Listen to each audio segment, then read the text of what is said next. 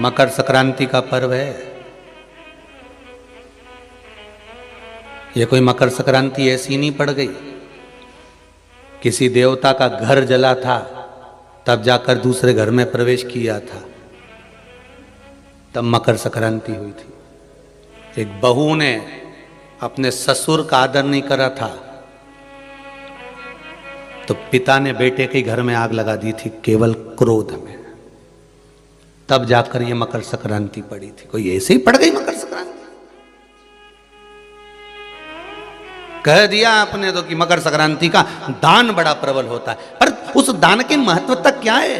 हमारे शास्त्र क्या कर रहे हैं, हमारे पुराण क्या कर रहे हैं, हमारे वेद क्या कर रहे हैं? हम तो सुनते हुआ हैं भीष्म पितामह बाणों की सैया पर पड़े तो उत्तरायण सूर्य आने वाला था इसलिए तब प्राण त्यागूंगा।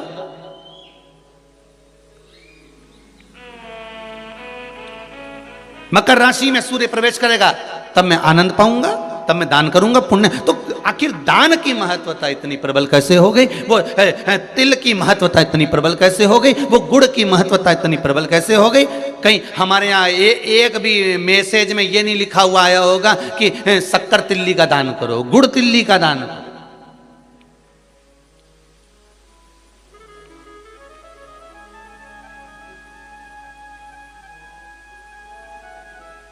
ज्योतिष के हिसाब से तिल शनि है और गुड़ सूर्य है। ज्योतिष के हिसाब से तिल शनि है और गुड़ सूर्य है। कोई साधारण सा भाव नहीं प्रगटा है महाराज जी। इस मकर संक्रांति पर केवल लोगों ने कह दिया कि पतंग उड़ा लो, तो कितनी अच्छी बात है, हिंदू धर्म में कम से कम एक दिन दिया उड़ा लो, जितनी मैंने उड़ाओ, पर एक ही दिन उड़ाना रहे और एक ही दिन काटना। बाकी के दिनों में ना तो किसी के बारे में उड़ाना और ना किसी की काटना।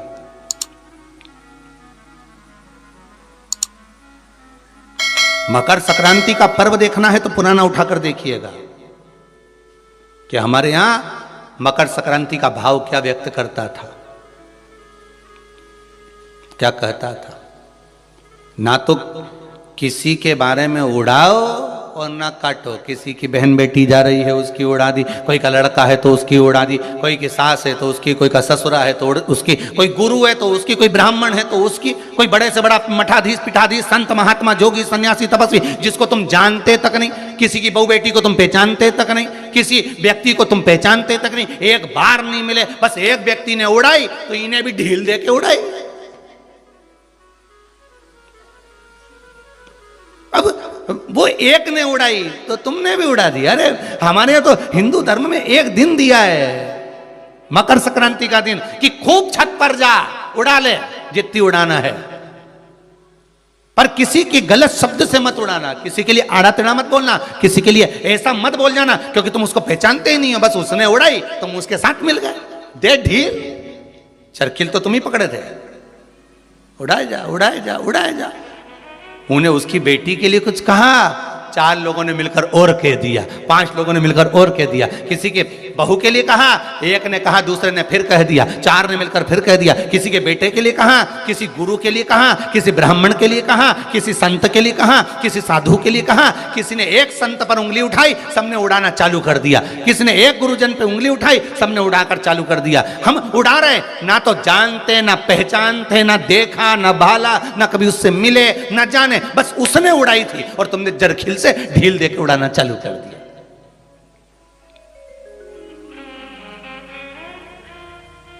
अरे कितना हमारी भारत की भूमि को पहचानो तो रे भाई।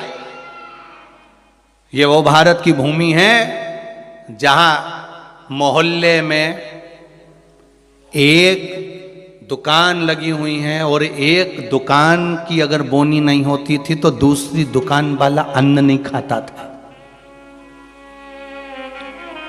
वो नियम अभी भी खत्म नहीं हुआ, अब मरे तक रह गया कि मोहल्ले में कोई मर जाता है तो मोहल्ले के लोग अन्न नहीं बनाते, खाते नहीं जब तक कि वो अर्थी नहीं उठ जाती। पर आज के समय में तो वो भी गया, ये तो अंदर जाके समोसा निपटा लेता है। तो का आज के समय में कौन रुकता है? मोहल्ले में मरा, पर पहले नियम था कि एक मोहल्ले में जितनी दुकान होती थी उस दुकान के बाहर एक कुर्सी रखी होती थी। प्रत्येक दुकान के बाहर एक कुर्सी रखी होती थी। ग्राहक आता था, कुर्सी पर बैठता था, कुर्सी पर बैठता, सामान खरीदता, सामान खरीदा जिसकी दुकान से कुर्सी, उस दुकान को जब बाहर रखी थी वो कुर्सी फिर अंदर रख लेता था।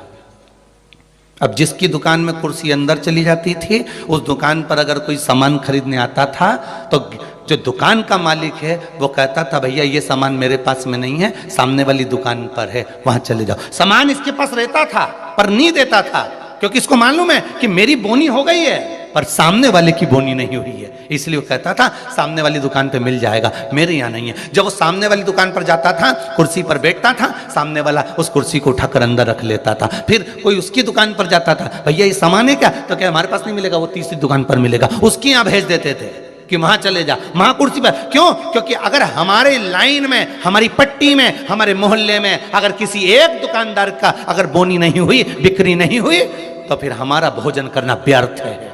ये हमारा हिंदू धर्म था, ये मेरी भारत भूमि का गौरव था। और एक आज का जमाना, जो मिल जाए जितना मिल जाए निपटा लो, फिर मौका मिले कि नहीं मिले। आज के जमाने में बस निपटाओ, अपन तो काटो, दे के काटो।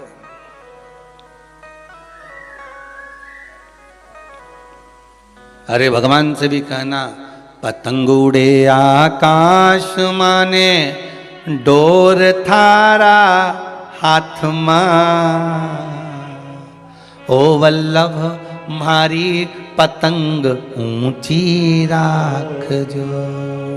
श्री जी बाबा मारी पतंग ऊंची राख जो, गोवर्धन बाबा मारी पतंग ऊंची राख, ओ भोले बाबा मारी पतंग ऊंची राख जो। भगवान से प्रार्थना करना। और दिया एक दिन भगवान ने, उड़ा लो जितनी उड़ाना है।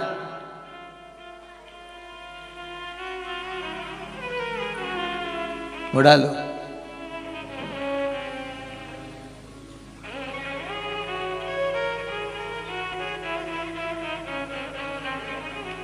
महाराज ज्योतिष में तिल को शनि और गुड़ को, जम के बोलो जरा, सूर्य कहा गया है। दोनों बाप और बेटे का मिलन करवाया, क्योंकि इन दोनों की बनती नहीं थी।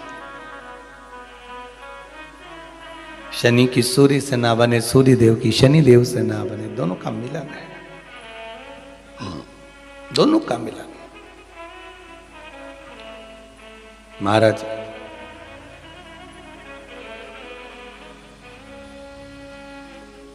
शिव महापुराण की कथा में भाव वर्णन करते हुए मानसरोवर शिव पुराण का स्मरण करें। एक बार सूर्यदेव अपने बेटे शनि के घर गए। शनिदेव का घर है कुंभ। कौन सा घर है? कुंभ।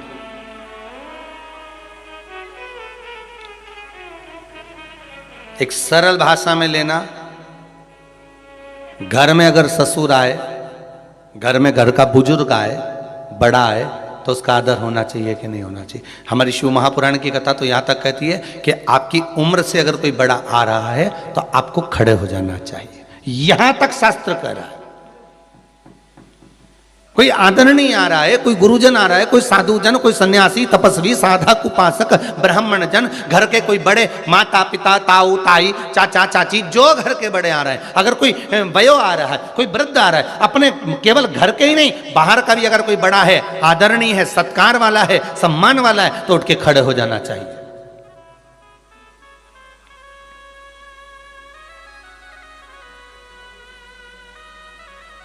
पर जिन शनि महाराज का विवाह चित्ररथ की कन्या के साथ हुआ था, वो चित्ररथ की कन्या तो ये विचार में पड़ी थी कि मैं स्वयं इतनी प्रबल और जिसका पति इतना प्रबल,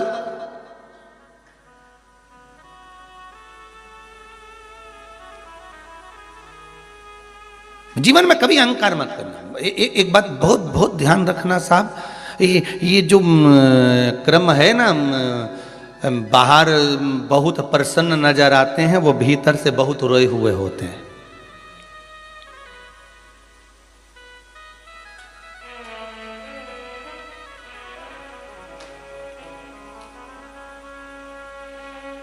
किसी ने पूछ लिया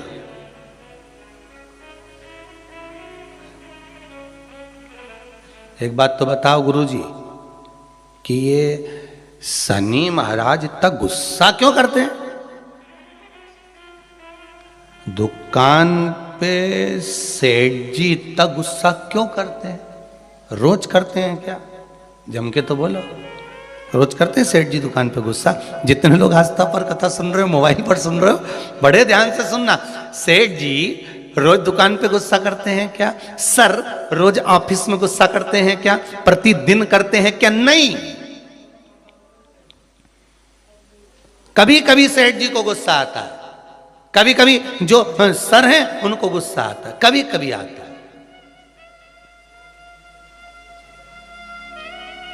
रोज नहीं करते। बहुत बहुत सावधानी से कथा का स्मरण करिएगा। सर रोज गुस्सा करते हैं क्या? नहीं। सेठ जी रोज गुस्सा करते हैं क्या? नहीं। प्रतिदिन नहीं करेंगे। मालिक रोज क्रोध करते हैं क्या? नहीं।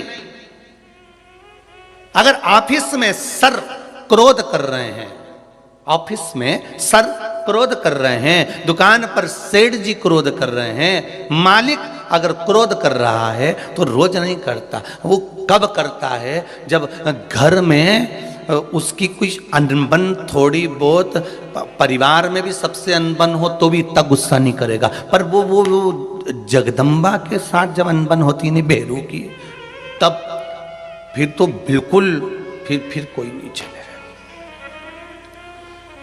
फिर तो वो मुंह उतरा रहेगा, गुस्सा भरा रहेगा। फिर कोई बोला तो क्रोध। तो किसी ने पूछा गुरुजी ये शनि महाराज को इतना क्रोध क्यों आया रहता है? जब देखो जब शनि जी गुस्से में रहते हैं। हाँ, परंतु कभी कभी करते हैं, पर इतना गुस्सा क्यों रहता है इनके पास में? उसका एक ही तो कारण होगा। एक कारण है शनि महाराज के क्रोध करने का। धर्म पत्नी आई शनि महाराज की, सम्मुख में आकर खड़ी हो गई शनि महाराज के।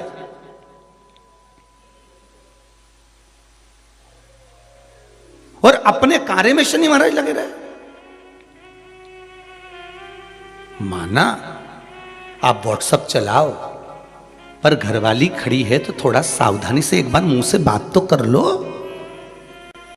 तुम्हें यूट्यूब चलाना है, फेसबुक चलाना है, इंस्टाग्राम चलाना है, व्हाट्सएप चलाओ, लैपटॉप चलाना है, फोन जो कुछ करना करो। पर जो आई है चाय लेकर बात करने के लिए 2 मिनट, उसने भी तो अपना मोबाइल रख के आई ना, चाय बना के लाई ना, और 2 कप लाई इसलिए लाई कि अपन दोनों बैठ के बात करेंगे। तो शनि महाराज जी की धर्म पत्नी भी ये सोच के आई थी कि मेरे प्रभु के पास में बैठकर मैं थोड़ी चर्चा करूं, मैं थोड़ी बात करूं, पर ये तो देखे ही नहीं लगा। आ गया क्रोध, और क्रोध में बस खड़ी होकर बोल दी, मेरा श्राप है स्वामी तुमको। अब देखिए जरा शनि महाराज की पत्नी, मेरा श्राप है स्वामी तुमको, तुम मुझे नहीं देखे हो, अपने कार्य में लगे हो। मैं श्राप देती हूं, तुम जिस पर दृष्टि दोगे वो जलकर भस्म हो जाएगा। बहुत अच्छे थे शनि महाराज, ऐसा नहीं है, थे अच्छे, परंतु ये जगदम्बा के कारण गुस्सा आ गया बस। और श्राप मिला, जिस पे दृष्टि दोगे बस। शनि महाराज ने भी सोच लिया अब क्या करूं, श्राप लग गया। भगवान शनि महाराज भी विचार करे कि अब किसी को भी देखूंगा तो, इसलिए शनि महाराज की दृष्टि नीचे रहती है, सामने कभी नहीं रहती। शनि मंदिरों में जितने भी शनि मंदिर हैं, आप सारे शनि मंदिरों में जाकर दर्शन करोगे तो शनि महाराज की दृष्टि सामने है। पर शास्त्र कहता है शनि महाराज ने दृष्टि अपने ऊपर नहीं रखी, नीचे की ओर रखी है, नीचे झुकाकर। अब लोग समझे तो ना, मंदिरों में जितने शनि मंदिर हैं सब मंदिरों में शनि की दृष्टि सामने रख दी। जो आता है तेल चढ़ाने पूजन करने के लिए दृष्टि सम्मुख होती है। शनि महाराज ने अपनी दृष्टि नीचे रखी है। शनि महाराज दृष्टि कब उठाते? जब किसी को नष्ट करना हो। तुम जिस पर दृष्टि डालोगे वो जलकर भस्म हो जाएगा, ये शनि महाराज की धर्म पत्नी ने कहा है। और आज शनि महाराज जी की धर्म पत्नी जिस घर में निवास कर रही हैं, शनि महाराज जिस घर में निवास कर रहे हैं, उस मकान का नाम क्या है? अभी बताया था, क्या नाम था? कुंभ। अपने भी मकान का नाम होता है ना, कोई ने पितृ कृपा लिख देता है, कोई गुरु कृपा लिख देता है, कोई देव कृपा लिख देता है, कोई लक्ष्मी कृपा लिख देता है, कोई अपने पिताजी का नाम से लिख देता है। मकान का नाम लोग रख देते हैं, ये हमारे मकान का नाम। तो शनि महाराज के घर का नाम था कुंभ। उस कुंभ मकान में शनि महाराज रह रहे थे, पिताजी का आगमन हो गया। बहुत ध्यान से सुनना, ये मकर संक्रांति की कथा है। पहले मिली कि नहीं मिली वो हम नहीं जानते, पर मकर संक्रांति का भाव को जान लीजिए महाराज कि क्यों महत्व है दान का, गुड़ और तिल्ली का, क्यों महत्व है सूर्य नारायण के पूजन का।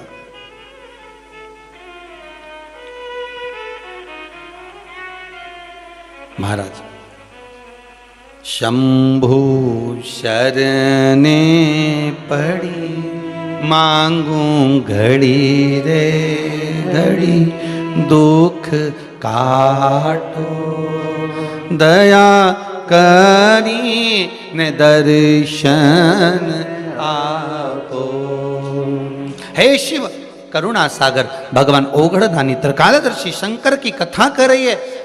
भगवान सूर्य नारायण का प्रवेश हुआ कुंभ में, घर में प्रवेश करा। जैसे ही प्रवेश करा शनि महाराज तो उठ खड़े हुए, पर बहू खड़ी नहीं।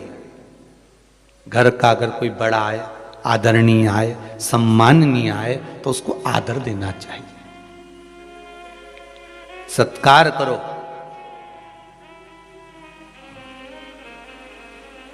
तेरा ही दिया मैंने खाया पिया है, तेरा शुक्रिया है, तेरा शुक्रिया। मुझे भोले बाबा ने बहुत दे दिया है, तेरा शुक्रिया है, तेरा शुक्रिया है। थोड़ा सा आदर करो। अच्छा, दोनों में विचार बड़े विचित्र होते हैं। बहू सोचती है मैं सास को सुधार दूं, और सास सोचती है, जम के बोलो, बहू को सुधार। और सुधरती दोनों ही नहीं है। धीरे धीरे करके सिधर जाती है, पर सुधर नहीं पाती। और कितना सुंदर भाव कहा है महाराज, अपन अपने आप को तो सुधार नहीं रहे, सब कुछ सुधार रहे। हमारे घर में शांति नहीं है गुरुजी, बहुत तकलीफ है गुरुजी। फिर गए किसी के पास में, उन्होंने कहा चलो हाथ दिखाओ, लाओ जरा तुम्हारा ग्रह दशा देखते हैं। और उन्होंने कहा एक काम करो, फिर किसी को बुलाया, कोई वास्तु शास्त्री बाबू आ गए, किसी ने मकान देखा, कह दिया घर बदलो, घर ठीक नहीं है, इसमें कुछ ऐसी चीज है कि तुम बर्बाद हो जाओगे। अब तुमने क्या करा, किसी के कहने पे जम के बोलो जरा, बदला कि नहीं बदला? जब इतनी बड़ी बात कह दी तो भाई घर बदल लिया, ठीक है।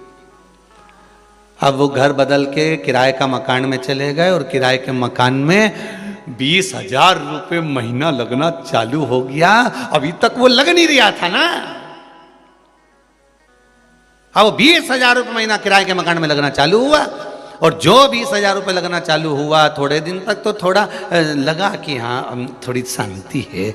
2 महीना, 4 महीना, 6 महीना ऐसा लगा, खूब शांति आ गई। महाराज बिल्कुल सही किया था, एकदम बढ़िया बोला था। अच्छा वो अपने घर छोड़ दिया। और 2-4 महीने जब 20,000 रुपये देने, फिर जो झगड़ा चालू हुआ, मकान मालिक बोला 20,000 गैस की टंकी, बच्चों की फीस।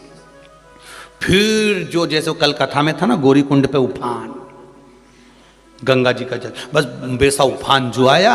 अब फिर किसी की आ गई, महाराज शांति नहीं बिल्कुल भी, बड़े दुखी हो गए। घर में रत्ती सारा सूखे पर शांति नहीं है, बिल्कुल नहीं है। फिर किसी ने कहा एक काम करो, थोड़े दिन के लिए तुम ये वाला नेकलेस पहन लो, थोड़े दिन के लिए तुम ये धारण कर लो, थोड़े दिन के लिए ये वाले कलर के कपड़े पहनो। ये जब गुरुवार आए तो पीला पहनना, बुधवार आए तो ये कलर का पहनना, काला पहन लेना, ये पहन लेना, वो पहनना। फिर लिबास बदला। अभी क्या बदला था? घर। अब क्या बदला है? लिबास।